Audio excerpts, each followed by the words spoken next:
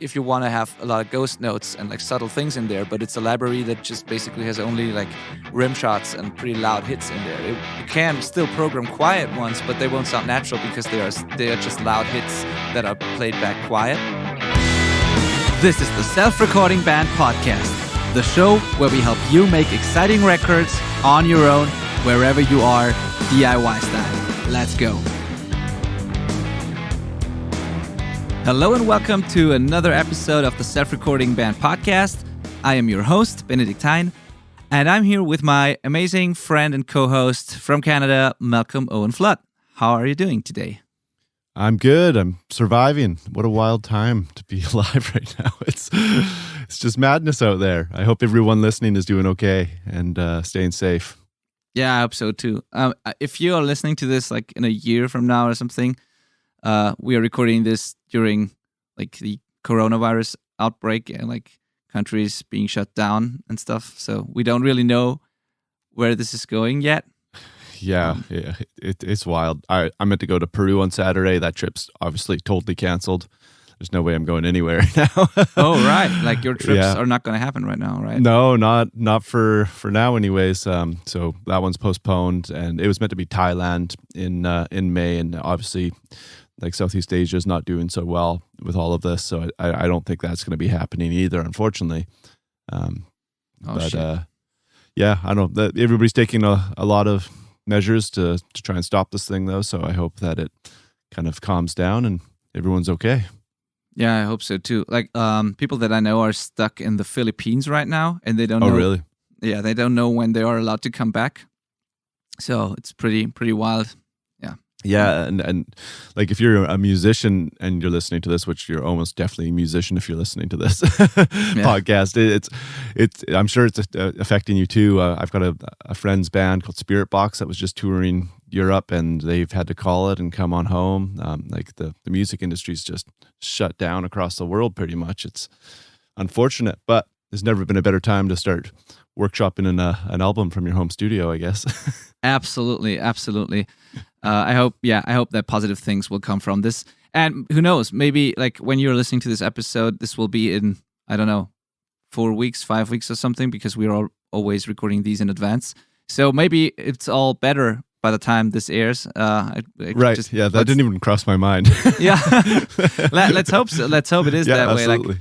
Like, I already said that a couple of times, but I would rather like overreact than failing to act and causing, I don't know, deaths and whatever. So yeah, in a situation like this, that's the best response, I think. Yeah. So back to the home studio thing. Today's episode will be about drums, and especially MIDI drums, about how to program MIDI drums that sound realistic, and about the basics of drum programming, because I guess that's the reality for many of our listeners. And we've already talked about in the previous episode. If you haven't listened to that, go listen to that one, because we've already talked about the pros and cons of programming and real drums, and when which approach is better in depending on your situation. And if you decide to go with the programming MIDI drum route, then this episode is for you, because we actually get into the details of how to do that and how to make it sound more natural. And we already said that it's a totally viable option to do it. So if you're still thinking that this is maybe unrealistic or fake sounding, or it's real is always better, think about it again. And we've already talked about that, but first of all, I'd like to say that this is, for many home recording people, is the better way to go, if done right. It might even be the only option. Yeah. And if that's the case, then obviously you got to do it. You can't just wait until you have a recording studio to do live drums, and have all this knowledge. You got to get started on your album, especially if you're on house arrest with this virus. Yeah, exactly. Yeah. So let's start. And it's kind of hard to focus for me right now because you guys can't see that, but Malcolm is sitting there in a in a bathrobe. So. Yeah, I was thinking we need to give them something like after that bummer intro of talking about viruses and stuff. We need to give them something to laugh about. And I'm in a bathrobe. It's not even that late or early. It's 7:40 a.m. here. I should totally be out of a bathrobe, but I'm not. So yeah, actually, totally made me laugh. So. Try to imagine what Malcolm looks like in a bathrobe. I'm a professional. Yeah, exactly. Okay, so let's start with what are MIDI files actually? Any thoughts on how to explain that in an easy way? Yeah, essentially, you take. We're starting with drums. So let's imagine drums. You take a drum kit and you isolate all the different parts of it. So a kick drum, a snare, some toms, a left crash, a ride, and a right crash, say. And then you take the sound of that, say, kick drum, and it gets assigned to one number, essentially. And that number corresponds with like what we call a MIDI roll. And most of you will probably have seen a MIDI keyboard or electronic keyboard, and they run off of this same protocol where one key on this piano keyboard is attached to one sound from what the sample library you've got programmed into there. So that kick drum might correspond with the C note on your piano, but it's going to be a certain C note on the piano because obviously there's multiple octaves. So C1 corresponds with a certain sound, and C sharp corresponds with a different sound. And essentially, wow, this is really hard to explain. I hope this is making any sense to you guys. Yeah. But a MIDI file is essentially, I guess, a number that attaches an action to a sample. Yeah. Does that seem accurate to you? That's right. I think about it that way. I think of MIDI files as something like a MIDI file to me or a MIDI note to me is an event that triggers a virtual instrument or a sampler. And that sampler, when it receives this MIDI note, fires off a sample. So that's the way I think about it. And a file with many of those MIDI notes in them on different notes, like on the piano roll, is a MIDI file. It could be one note and just all the notes lined up after each other, or it could be multiple in one file. But that MIDI file contains all those notes, and those notes they are routed to a sampler and trigger that sampler so that it fires off a sample. What people need to understand, I think, is that a MIDI note itself, a MIDI file or a MIDI note itself, that is not a sound or not something that like you can listen to. People sometimes confuse that because most DAWs or other programs, if you open a MIDI file with it, they automatically assign some sort of sampler to it or some sort of instrument. So when you hit play, you hear what's going on. But that is just because the program assigned a sampler to it and it's not the MIDI file itself. So sometimes people send me MIDI files and say, yo, check that out, listen to that. And I'm like, I don't even know what that's supposed to be because it totally depends on which sampler I feed it to, you know? So I cannot listen to a pure MIDI file unless I know what it should be. So It's just the input files that trigger a sampler. Yeah. And a sampler is basically something like you record the individual kits of a drum kit, like what Malcolm described, and the sampler plays those files back. And the sampler does that when it receives a MIDI note. So the files are stored somewhere on your hard drive, and whenever the sampler receives a note, it fires off those samples. That's what it does. And you can tweak the sounds there, whatever, depending on the sampler you have. But basically, you put a recorded file into the sampler, and it plays it when it receives the note. The simplest form of that could be one-shot samples, which is like one snare hit, one kick drum hit, one tom hit, and depending on which note you feed into that sampler, it like triggers one of those samples, and it's always the same sample. So 10 snare samples back to back are going to be 10 times the same hit, and it's going to sound very robotic and kind of unnatural. Yeah, I was going to say, think like old school drum machines where it's just like kind of thing. That's exactly. One shots. Exactly. There is like on every note, there is one sample stored there, and it always gets triggered, and it's always the same. multi-samples are when you record a snare drum with many, many, many hits, soft hits, loud hits, everything in between, left hand, right hand, like all those articulations, rim shots, and so on. And the sampler chooses to one of those samples depending on the velocity of the note that goes in.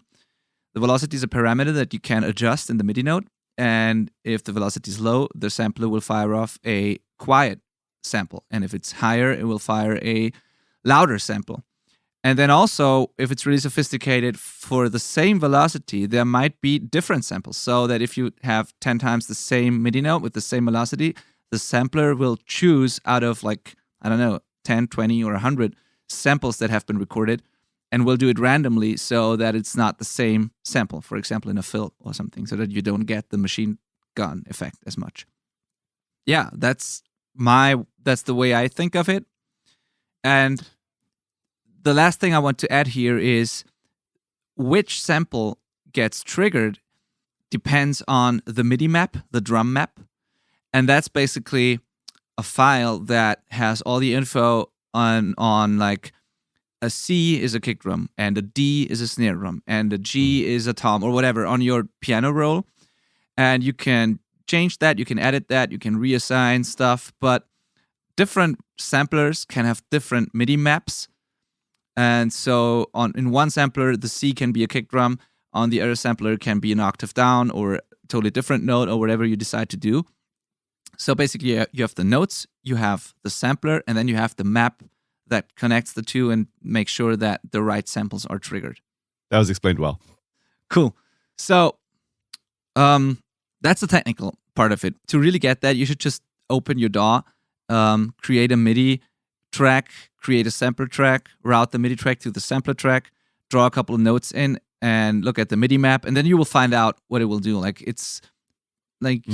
think it's once you see it, once you have it in front of you, it's much easier to understand. But the basic workflow would be a MIDI track, route it into a sampler track or a virtual instrument, depending on your DAW, and then there's a map setting somewhere, and then you draw the right note, and you will hear the sample when you play it back. Yeah. If this is totally foreign to you and you're wondering what the point of that is, a really cool, powerful function of it is that once you've programmed and written in what you want to be played, you pretty much have the ability to just change the sound without having to redo the performance part of it. So say it was a MIDI piano rather than a drum kit playing some chords and you didn't like the sound of that piano, you could change it to a different piano with the click of a button. You could even change it to a different instrument, so you have an organ now playing those chords instead, kind of thing. So it's really powerful and quick when it comes to songwriting and recording in the studio. Absolutely. Yeah, that's one of the main advantages, absolutely. And I've prepared a list of things that I think go into programming well and in a natural, realistic sounding way. And I would like to start with the ways you can actually create MIDI notes. You can either draw them in manually, like in the DAW.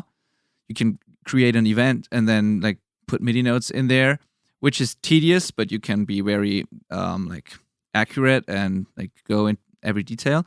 Or you could use a MIDI input device or MIDI instrument of some sort, meaning you could use an electric drum kit or a MIDI keyboard or drum pads or whatever.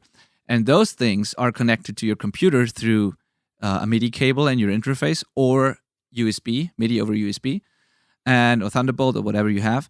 And when you hit the electric drum kit or a note on the piano or your drum pads, this will create a MIDI note and it will record a MIDI note and it will trigger the sampler. And you don't have to draw it in, but you can actually play, and the computer will capture the MIDI notes and you can alter them afterwards. And that way it can be much faster. It can be more natural if you actually play it. Yeah, that could be a good way to actually do it. But I think there's two kinds of people. If you have a real cool drum kit that works that way, that's probably the best thing to have if it's programmed well and works well. With a piano or drum pads, it can be fast, but it also can sound pretty weird if you try to play drums with your fingers. Some people can do that, some others can't. I don't know. You have to find out for yourself, but maybe you can come up with a basic beat and then adjust it afterwards, and it will be quicker than using your mouse to draw the notes in. Yeah, like personally, I ended up using a mouse for most, like if it's drums anyways. If it's a piano or a kind of melodic instrument, I'm using a piano roll keyboard. But when it's drums, I tend to use my mouse. Not that I do very much of it, but that's where I land. But I was just thinking that when we did pre-production for our last album, the drummer in my band had an electronic kit set up, so he just went and played the song once through, and took him 3 minutes to record the 3-minute song pretty much, right? And then we just had to edit it and tweak it a little bit. But it was as quick as that, where it would take me an hour to punch it all in by hand, right? So it can really save a lot of time. And if you're already a drummer, it's a no-brainer. Absolutely. And it avoids the kind of, and that ties in with the next bullet point here on my list, it avoids the octopus thing that sometimes happens when people program with their fingers and do one layer after the other, like multiple layers, and program stuff in. Sometimes, especially if they're not drummers, it happens that there are like 4 drums and 3 cymbals hit at the same time, which is not possible with a real drum kit. And unless you want that unrealistic effect, you should always try to think like a drummer when you do that. That is the next, literally the next point here on my list. Think like a drummer. And it sounds obvious, but I get so many MIDI files where this is not the case, where it's just not only the octopus thing, but also fills that are just not playable on a real kit or something like that. Some weird, just some weird transitions like that would require you to be super fast, like across the kit, which, like, I don't know how to explain it. You got to hear it, then you know what I mean. But sometimes people just send stuff that a drummer would never play that way. Mm-hmm. So it's always a good idea to think like a drummer, watch drummers play, and especially if you're a guitarist or not a drummer or a vocalist or whatever, just not a drummer, it doesn't hurt to sit down and just watch a couple of videos of drummers play and see what they do, how that all works, like just the basic stuff, and you get a feel for what's possible and what's not. And I think that's absolutely crucial. Yeah, and you have a lot of power with a program kit. Like, and often in these virtual instruments, you can even move where the cymbals are. So you could end up with, I mean, if you really wanted to, you could end up with your ride on the same side as your hi-hat, or something weird like that. And that's probably not very recommended, because most cases, you want your electronic program drum performance to sound as real as possible. So pay attention to those kind of details and how a drummer actually sets up, and kind of stay consistent with that. Yeah, one example would be if you have a super fast drum fill going over all the toms, and then after the floor tom, there's a crash, and most likely a drummer would hit the crash that's like next to that tom just because it's so fast and he has to hit that. And if you have that super fast fill that ends on the floor tom, and then you have a crash that's on the left, opposite side of the drum kit from drummer's perspective, that probably would not happen in real life. So, yeah, choose the right cymbals and make sure it's a natural movement that you can drummer imagine doing that, actually. Yeah, absolutely. The next one would be to choose the right samples.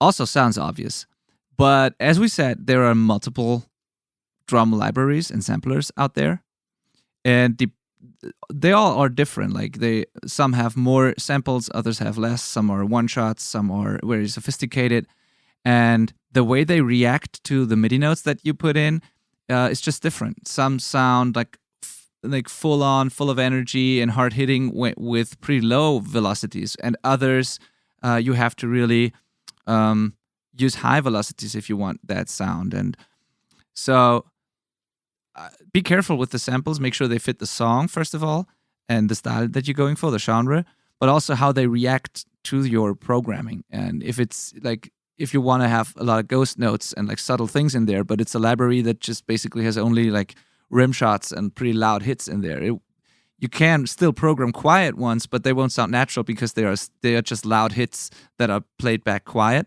and it will sound weird. And it might not be important if you have like a metal song with no subtle things. It's just full on the whole time. Then you might get away with it library like that, right? Yeah. A good example for me is if I grab like an acoustic guitar, I don't end up writing metal riffs. I end up writing beautiful songs, kind of like these, very soft kind of stuff, where if I have like a Marshall Stack and some EMGs or, a metal guitar, it's all just like big riffs, rock riffs kind of thing. And your samples are going to start to dictate what you start to program in and the ideas you have. So if you, not that you can't change them later and that they might get changed in mixing, but you will kind of play into the sounds you have in front of you, I think. So choose something that is a good starting point, and you'll make decisions based on that. True. Absolutely true. Beautiful example here with the acoustic guitar. It's totally right. Yeah. There's going to be some metalhead messaging us being like, I write all my metal riffs on acoustic guitar. Yeah. Yeah, I know that. All right, buddy. I know for many people that's the reality though. So, but I'm the same. I would also write different. Yeah.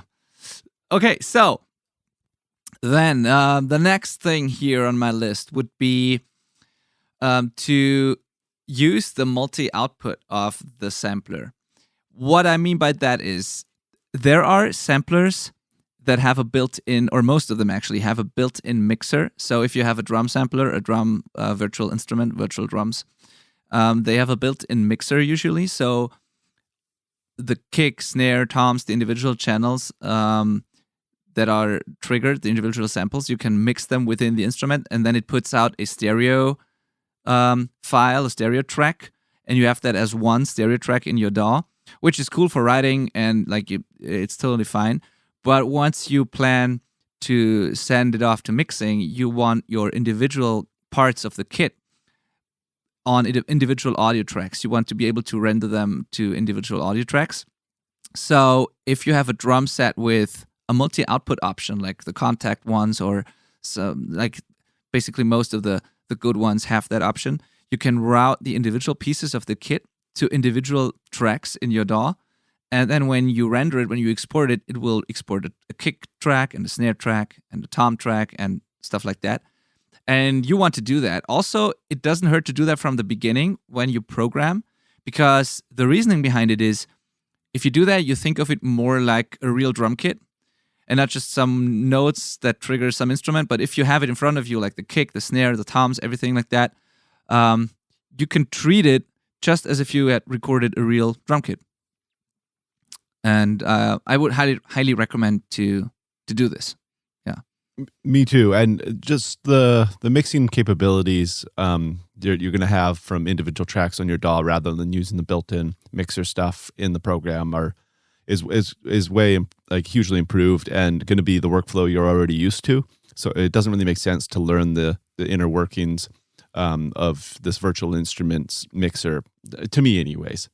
Yeah, me too. And most of them, some of them have great effects and compression and EQ even in them and stuff like that, but others not so much. And as you said, if you're used to what your DAW can do and if you're used to the tools there, you can also use the EQs you've always used and the compressors you've always used. You can just treat it like audio tracks. And yeah, absolutely, I agree.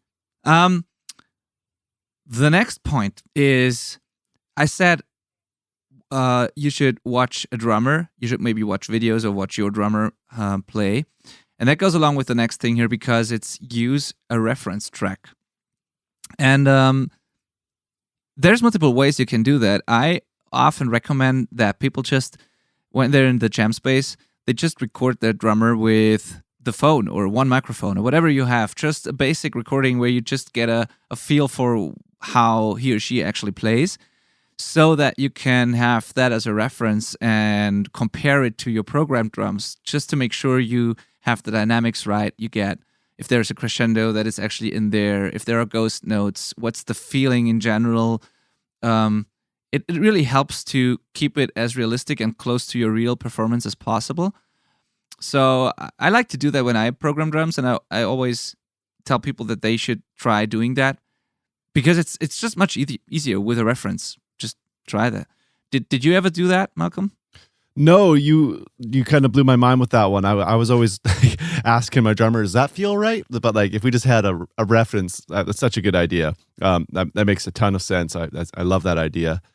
And it's even cooler if you have it on video. Like I sometimes I even did that because most DAWs have not most, but I don't know, some DAWs. Cubase has it. I don't know if many DAWs have it, but Cubase has a video track option, so you can import a video to Cubase if you want to like mix for a video or whatever.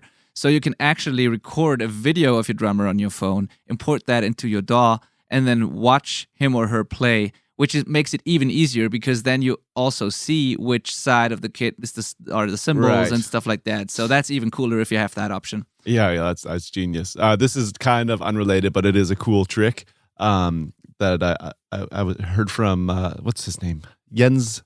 He's you know this producer did like Jens Bogren. Yeah. Jens Bogren. Yeah. He went to a summit and he was speaking and. He was saying that he gets the band or the drummer when he's recording. This is like live kit stuff, but he gets them to play the song once through without a click after they've done their like normal tracking thing, and he ends up with this like really human feel on all the fills. And even if he doesn't use it, he knows he now has a guide to like how they usually play that, and he can kind of like massage things towards that if he needs to. Just a advice buffet there.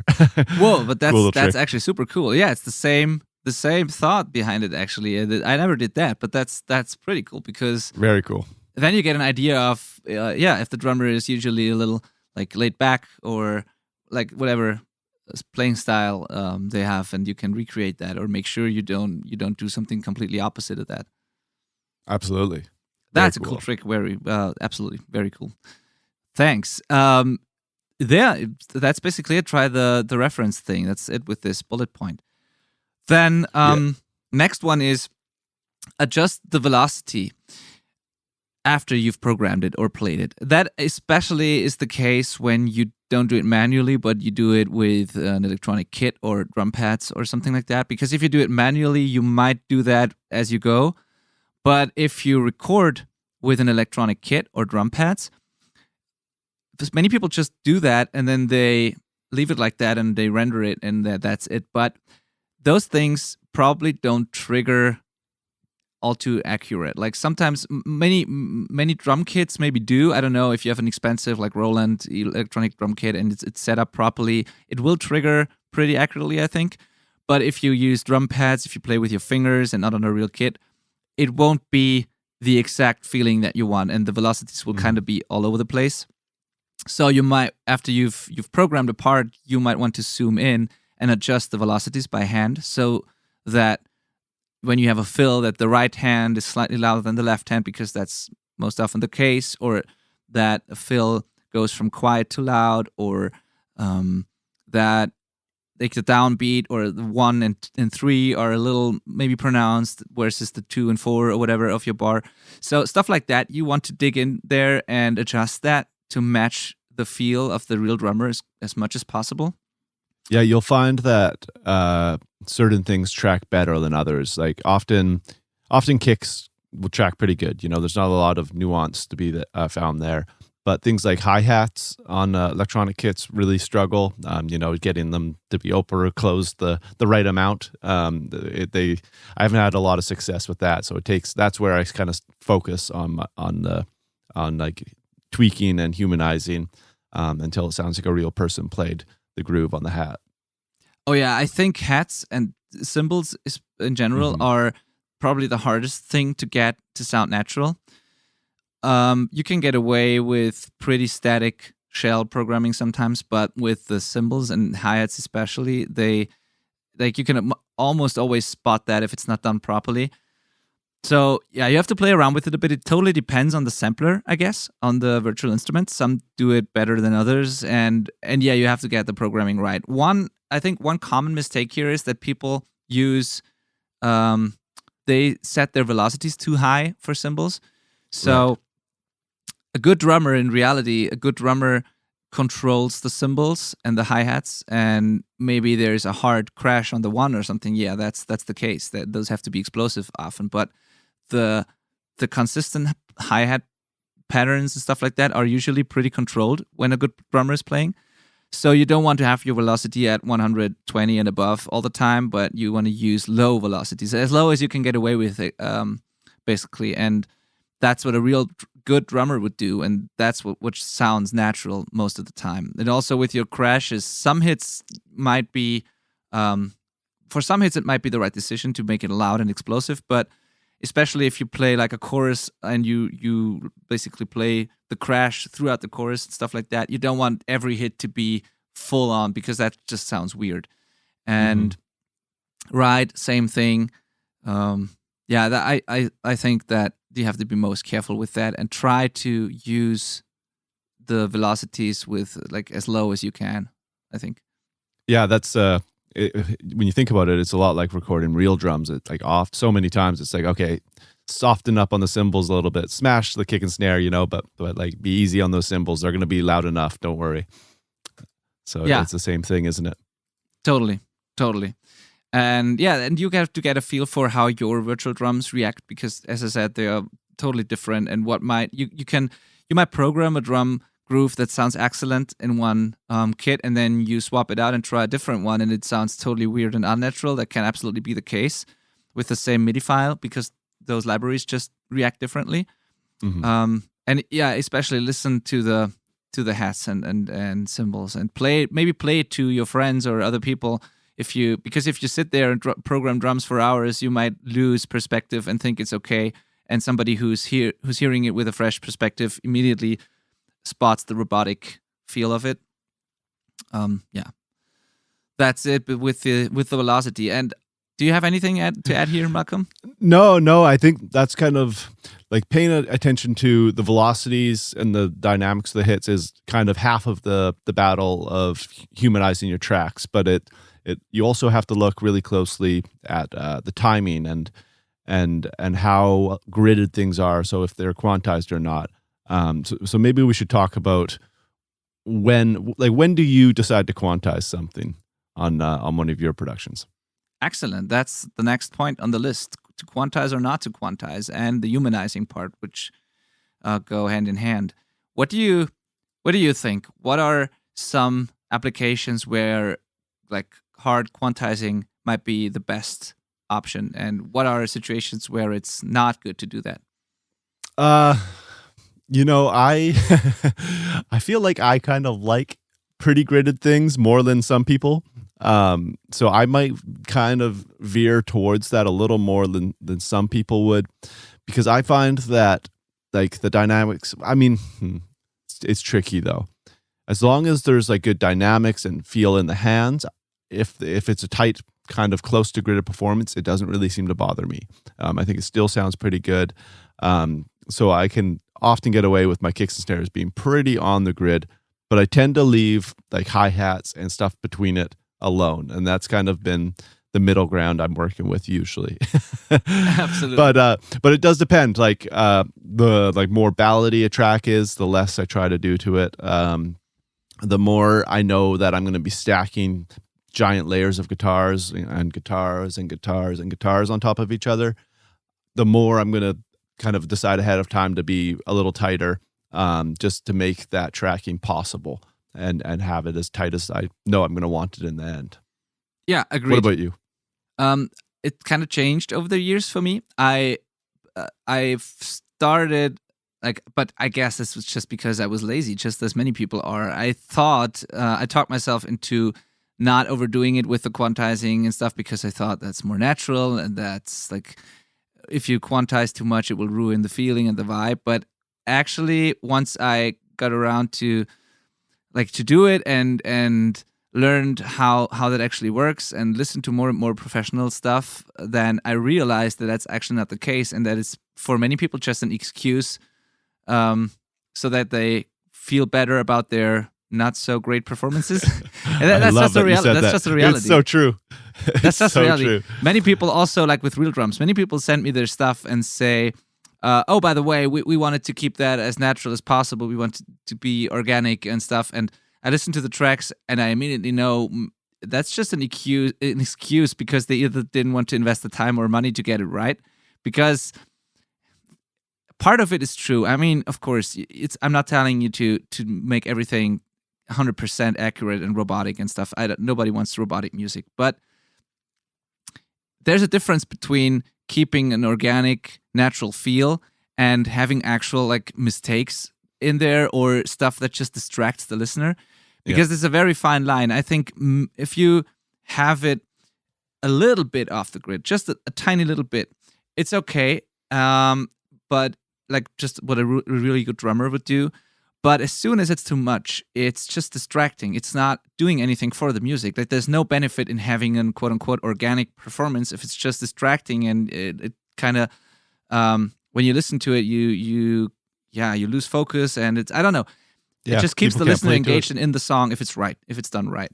Like, I agree. And the only times that I find, because I was just thinking, I'm like, okay, well, actually, there was a song I did a little while ago that I didn't edit the drums, like at all. And then I was like, wait, that's like drummer B. Actually, this guy named Alex Campbell, and he's like one of 2 drummers in my area that can pull it off. He's like, you have to be the best drummer available to pull off a drum performance that doesn't need it. And so people don't really get that. It's like, yeah, it's organic, but when you zoom in on his performance, it's still on. Like, it looks like it was edited. Exactly.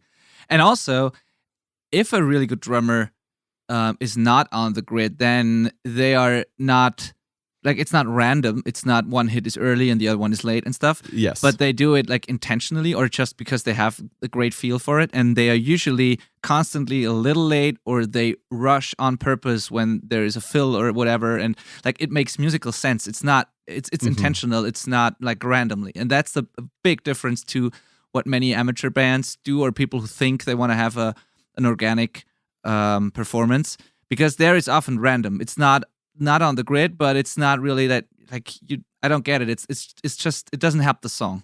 And a real good drummer does not necessarily to be on the grid, but they have some sort of feel to them that just makes sense. And that's the difference to random stuff.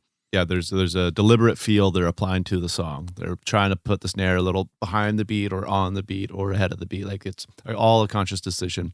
And it takes a lot of practice to hear a metronome and be able to have that decision even be an option. You know, most people are just trying to stay with it, and these guys are like playing with it. Like, it's like just a guide for them. Yeah, and that's what I would do when I humanize MIDI tracks.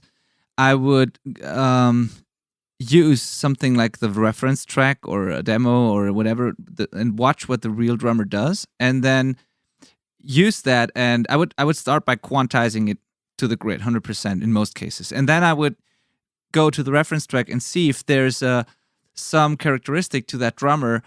Maybe he or she is a little late all the time, or on purpose, or like rushes in this part or whatever, and then I would try to implement that into and get that back into the MIDI track on purpose.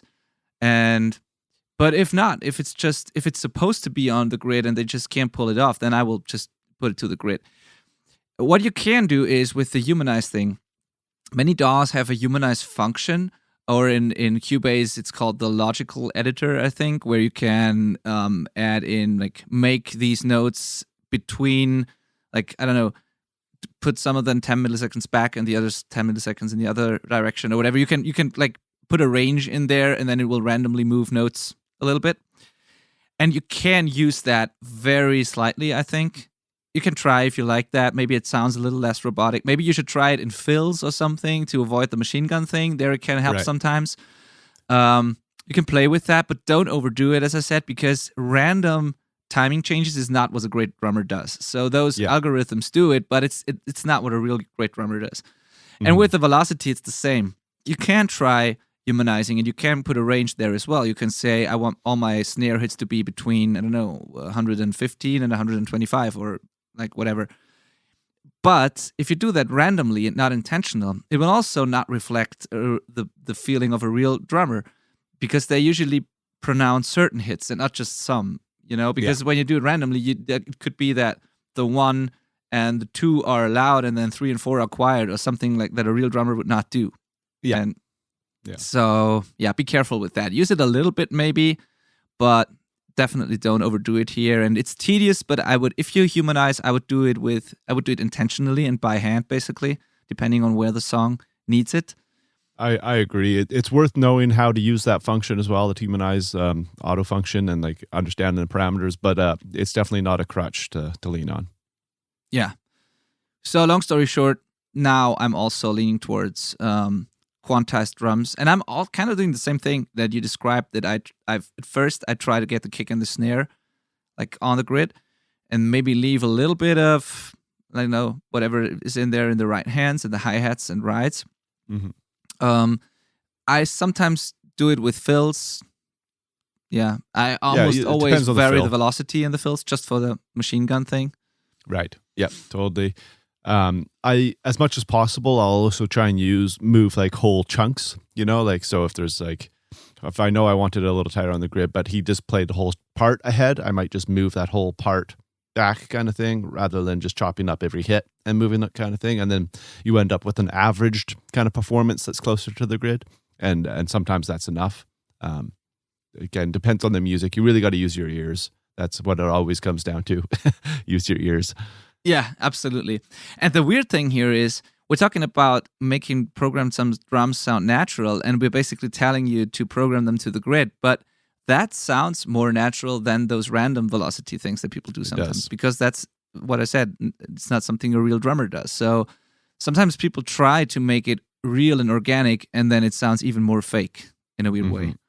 And another thing people forget, play drums to music, not to a metronome, and not to just nothing, right? So like this loose drum beat might sound acceptable when there's no guitar riff that's meant to be there. So you're just listening to this drum performance, you're okay, it sounds pretty groovy. But then you remember that there's this like tight guitar riff that's really articulate, and those drums have to play to that. They have to reflect what the guitar part's meant to be. And just because it sounds cool in solo doesn't mean it's tight enough to actually fit the riff you're trying to play. Oh, that's a great one, actually. I haven't thought about that, but that's totally true, because there might be a chord or some thing in the riff that might need to be pronounced, and a real drummer would like hit the snare a little harder on that chord or whatever, or play a crash with the snare instead of the hi-hats, or something that just helps the riff. Yeah, absolutely. So you might want to change that after you've tracked guitars, or you might want to have a reference track in there, or a guide track in there from the beginning, just so you can program to the music. Absolutely. Mm-hmm. Cool. Totally. Thank you. Then now we've told you that you should do everything pretty accurate and to the grid. What would you do to avoid the machine gun thing that we've talked about when there's a fill? Because what I think the most important part with shells is usually they're easier to program than cymbals. But for example, when the drummer does a long snare roll, like it builds up to a part or something like that, with a lot of quiet ghost notes there, and it gets louder, and the right hand is a little louder than the left hand and stuff like that. And how do you avoid that sounding weird and artificial? You have to really watch the dynamics on that.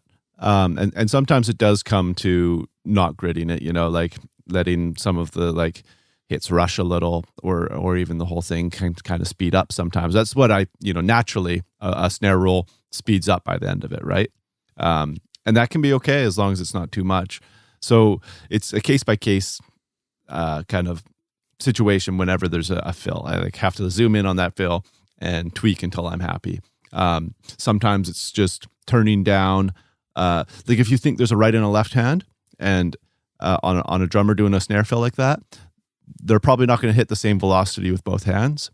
So you can kind of treat a left hand maybe to be, or the right hand maybe to be a little quieter or louder, depending. That can help. I do that with real drums even. Like if I'm laying samples on real drums, I'll have to like sometimes even cut out certain hits. So it's just coming through the overheads or something, and do whatever it takes to get it to natural up. Oh yeah. Yeah, that's a good one with the overheads. I do that with natural drums as well. Like sometimes with the overheads, it just sounds a little more natural because there's not so much like of the hard attacks on transients, because that's what makes it weird. Yeah, totally. Did you have any other things you do to avoid robotic fills? Yeah, I was just thinking about it starts with choosing the right library, because to do that, I think you should go for a library that has not only a lot of different like velocities in there, like the multi-sample thing, but you should go with something that has I think it's called round robin samples. It's the term for that. And what that describes is that there are, in the sampling process, they do not only record one sample for each velocity, but for each velocity, there are multiple samples so that the sampler can choose from a bunch of samples that are equally hard or loud, but just different ones. So you can have a snare fill with like 8 hits at 120, but it won't be the same hit. It will be different hits. And those kind of libraries that do that, and most of the great ones nowadays do that, they are much better for that than those that have one hit for every velocity, because then you can get away with a little less dynamics in your velocity programming. So the round robin thing, I would start with doing that, choosing the right library here that's as natural and realistic as possible. And some of the current ones are incredibly like sophisticated there. They use thousands of snare hits, and like it's an incredible tedious process, like the way they do it. They record, I don't know, a snare drum for hours or days, recording thousands of hits, and so that every velocity value has like, I don't know, 10, 20, 50, I don't know, hits in there. And if you do that makes it a lot easier if you use one of those.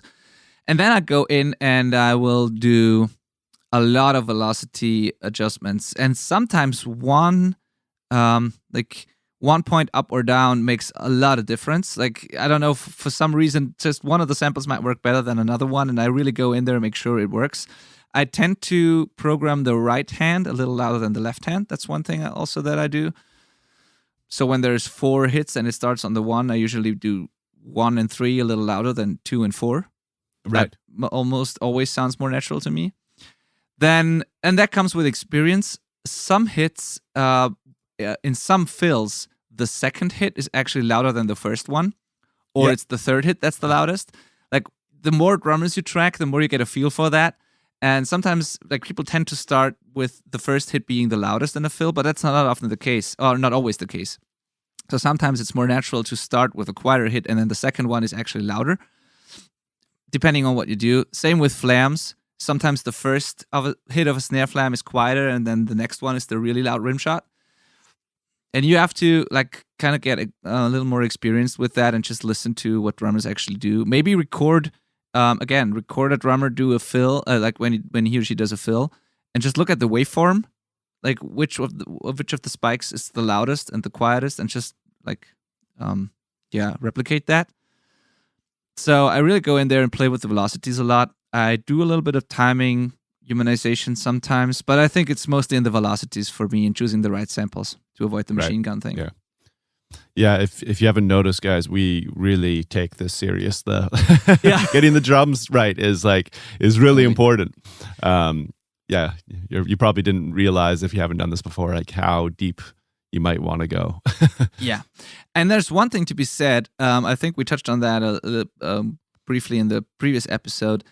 There are some genres, some certain styles of music that actually require a little bit of that machine gun stuff and the unnatural stuff. So sometimes it's part of the aesthetic, part of the art, and you don't want to program too organic drums for certain genres. Sometimes, like some metal genres, some metalcore or technical stuff, like that's not supposed to sound natural. They even use one-shot samples to enhance the real drums to make them sound less dynamic and less natural. So sometimes that's totally okay and even the right thing to do. So don't think you always have to do that regardless of your genres. Maybe I find myself like I'm primarily in rock, and I not always, but like often love going there and taking organic drums and making them more slamming and more like heavy and rock kind of thing. I think it's like a cool approach to rock kind of thing. Like, it's like taking rock into metal a little bit and just edging it up a little bit. So I do that all the time. It's like the opposite of what we've been talking about. Yeah. And I mean, look at Billy Decker, the famous country mixer. He has, I don't know, 14, 15 number 1 hits or something like that. And crazy successful mixer. And he uses one-shot samples from like metal sample libraries and he puts them in his country mixes. So because he also likes larger than life drums that hit really hard, and like he's super successful with that. And it doesn't sound like a metal song, but it's just larger than life drums, and they are a little more robotic and static and more slamming than a real drummer. But that's totally cool in his case. So yeah, depends on what you're going for. So you don't have to overdo it with the organic thing as well. But I think, with the exception of some genres, at least for fills, you should try to avoid the machine gun thing, because like people are so used to that now, or they are used to that, but they can often they can spot that, and I think even non-musicians, even music listeners are getting it's getting annoying sometimes, and you should try to program that stuff well. Yeah, I agree, and you know how we talked about being like drummers using natural as an excuse to be lazy into not playing it better, or producers being lazy and not fixing it. That goes both ways. It's easy to be like, oh, I wanted it to be mechanical, but you know in your heart that it's not meant to be, and you got to fix it. Exactly. Yeah. Cool. That's it for the velocity and humanizing part, I think. So that gets us to the next point on our list here, and this is, you can use pre-made loops to help you speed up the process. Many of those libraries come with a MIDI loop library, so not only individual samples, but actually people have done the programming for you in a way so that they include often a lot of, like, sometimes huge libraries of pre-programmed MIDI loops that are meticulously programmed often and sound really great. And with that library, they are crafted to match that exact library, so it's pretty spot on oftentimes. And you can like dig into those libraries and just choose a groove that's similar to what you want to do, and then use that as a starting point, or even use it completely like as it is. And you can maybe change a little bit. You can add a kick drum or remove a kick drum. You can add a fill or remove a fill. You can change the cymbals or whatever you want to do, but you basically have a very well programmed beat or groove to start with, and that can save a lot of time. And you can learn how to actually program well by looking at those grooves. I do that a lot. When I get a new drum library, I just bought a new, or no, it's actually not just, like 3 months ago, but I haven't used it much because I was so busy with other things. But it feels like I have just bought it. I bought a new drum library by a company that I really love, but I think I can mention it. It's Room Sound. I recommend those because they really, we're not sponsored or anything, but they are just great, and I love their libraries. And I bought the J Maas library. I already have the other ones. And the first thing I do when I get a new library is I look into the MIDI grooves, listen to them, see how they're programmed, so that I can learn how the drum instrument reacts. I can see the way they've programmed their grooves and their loops, and I can see which velocities they used. I can hear what that sounds like. So when I get to program stuff or use samples to go along with real drums or whatever, I have a great starting point already, and I don't have to figure out how this thing reacts. So it's always worth listening to those, and you can use it as a starting point, actually, and save a lot of time, right? Right, of course. Did you ever end up using like a loop that's already there, like in a song, or do you always program from scratch? I mean, like, honestly, I program so little that I can't really answer that question either way. Okay. But I will say that pre-made loops have a lot of value to me in songwriting. You know, if I'm just like can't figure out where to get started and I'm trying to write a tune, I just go through the preset library and find some loops and just drag something in and try and jam to it. You know, it's like, if I can't actually get in the room with my drummer, this is the next best thing. And then sometimes those kind of ideas stick for me. And then like the idea that this drum library just gave me ends up being pretty close to what the drum performance might be. You know, stuff like that. Yeah, that's cool. Totally get inspiration from those loops. And also as a music fan, especially those signature libraries, it's kind of fun to dig into that, because like with the Kurt Ballou library of the Room Sound ones, that was the first one that I got, and I'm a huge Converge fan and Kurt Ballou fan, so I got that immediately when it came out.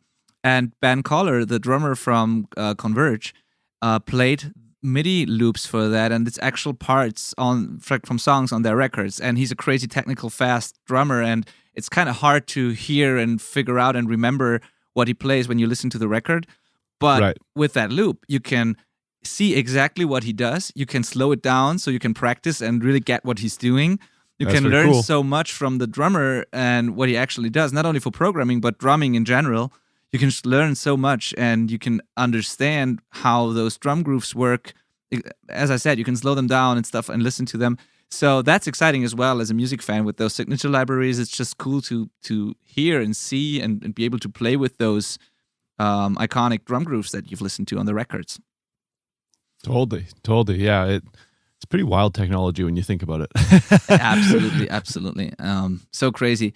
And that's what makes it so powerful. And I think people really need to stop being worried about all this stuff. We said it a couple of times, but you can really get great results. And I'm all about organic stuff. I mean, if you look at my website, my mixing website, you can, I'm all I'm communicating there, and it's really who I am, is about getting organic, impactful sounding stuff. And I really like that. And still, I'm a fan of drum libraries because they can sound organic and impactful. It's just the way you use them. It's not the tools. So, yeah. All right. And then room tracks is the next one on my list.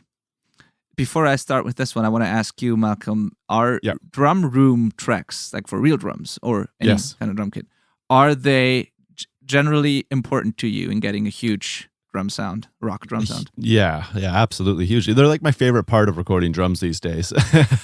And it probably have been for a while, actually. I love room mics.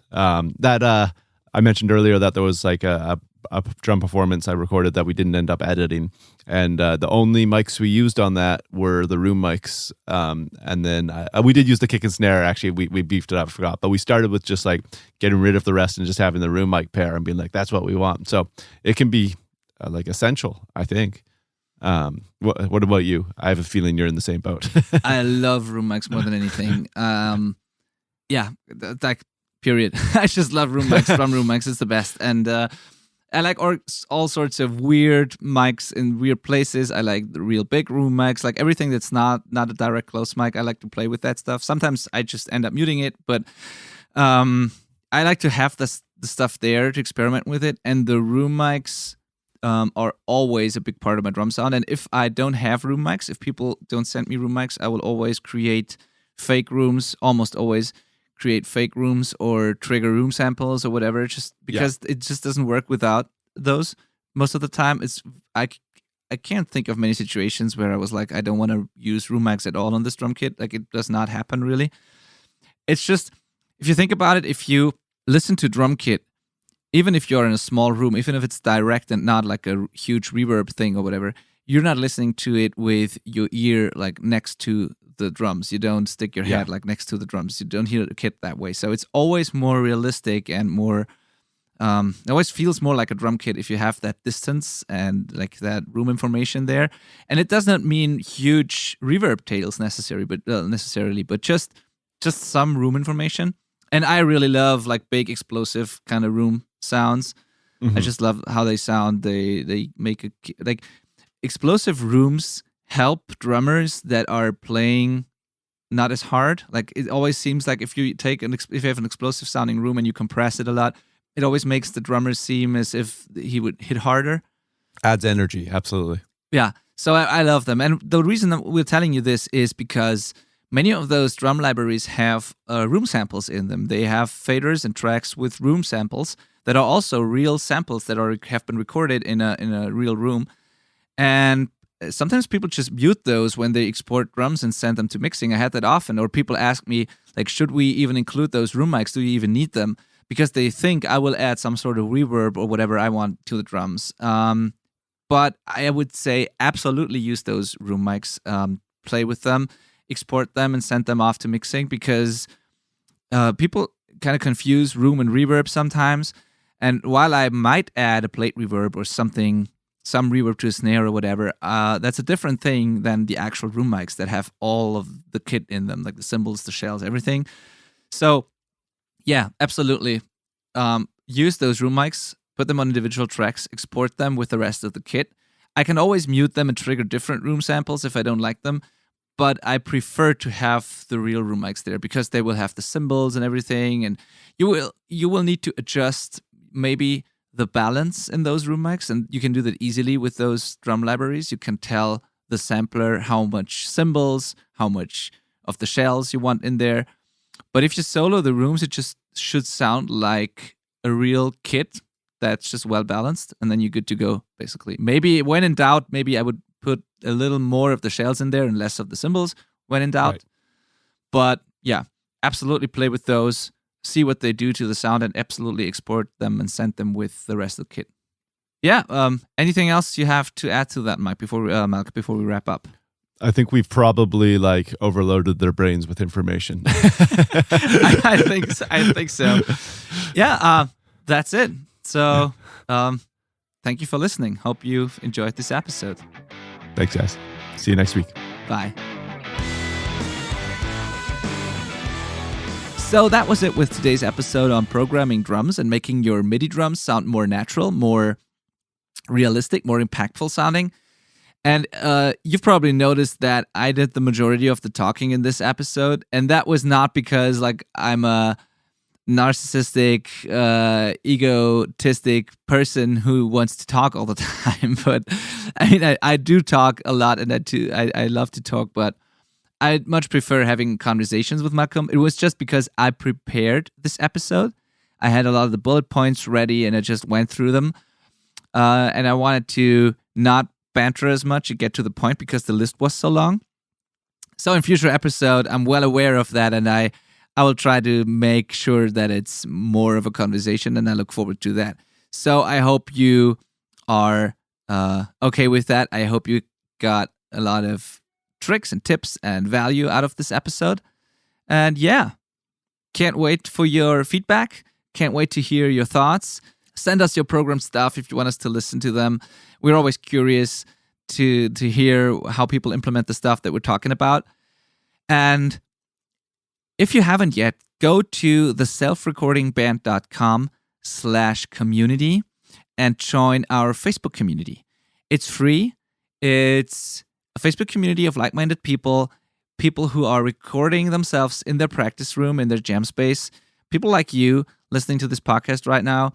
And we have a thread there for every podcast episode where we discuss about what we've talked here, where we take questions. We go live every now and then to answer questions. So I'd really love to see you in there. So go to theselfrecordingband.com/community and join us. All right, that's it for today. We're out. See you next week. Bye.